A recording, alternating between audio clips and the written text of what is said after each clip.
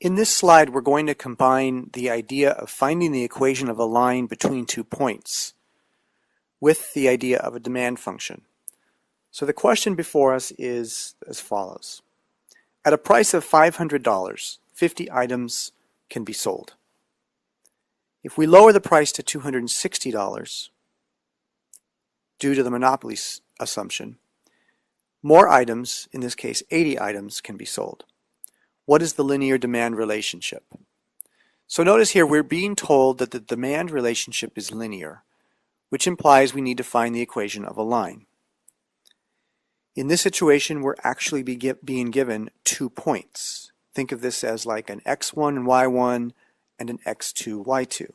But our variables are not x and y, they're q and they're p. So what we want to do is think of these as 2 points. The first point is 50, 500. Now notice the order. Q is along the x-axis, the horizontal axis. So 50 has to go first, and its corresponding vertical component has to go second, 500. The second point is 80, 260. So essentially you have 2 points. Anytime you have 2 points, you can find the equation of the line that goes through them. So the first step is to find the slope of the line.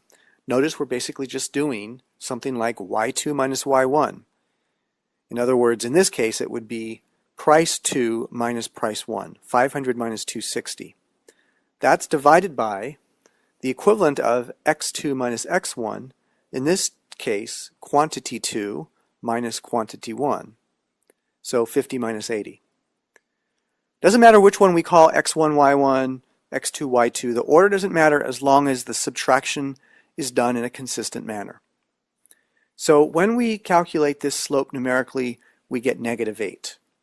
Again, a demand function should be downward sloping. This is good. It's consistent with that idea. So just like when we found the equation of a line, we're going to use the slope of that line to then find the y-intercept. Now, we usually think of y equals mx plus b. In this case, we can think of p is equal to m times q plus b. But for many people, it's easier just to think of y equals mx plus b. So you can do that if you want to.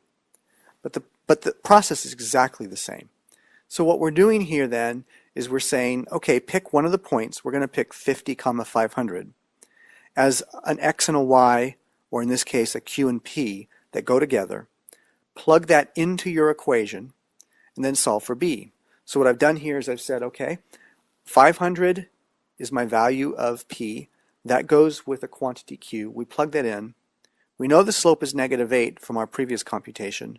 So that allows me to solve for b, as you can see here. So 500 is equal to -400 plus b, and if we add 400 to both sides, we get b, the y-intercept. And this gives us our final equation. P is equal to -8q plus 900.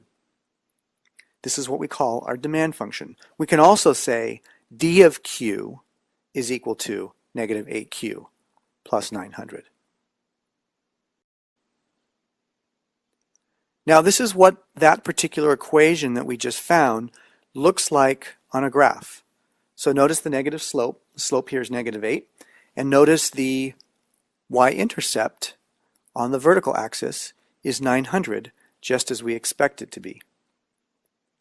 So if we go ahead and test our second point like we normally would need to when we solve for the equation of a line, we start with the equation up on top, p is equal to -8q plus 900.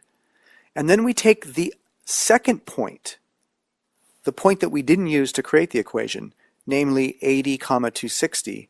We plug that in for p and q, being very careful to put them in the right places. And then we check to see that we get a true statement, as you can see that we do here. So what that's doing for us in this situation is telling me that when I say, let's let the quantity be 80 on the q, or the horizontal axis, if I go up to the demand line, find that point, and then go over to the vertical axis, I should get 260. And you can see that's exactly what's happening here.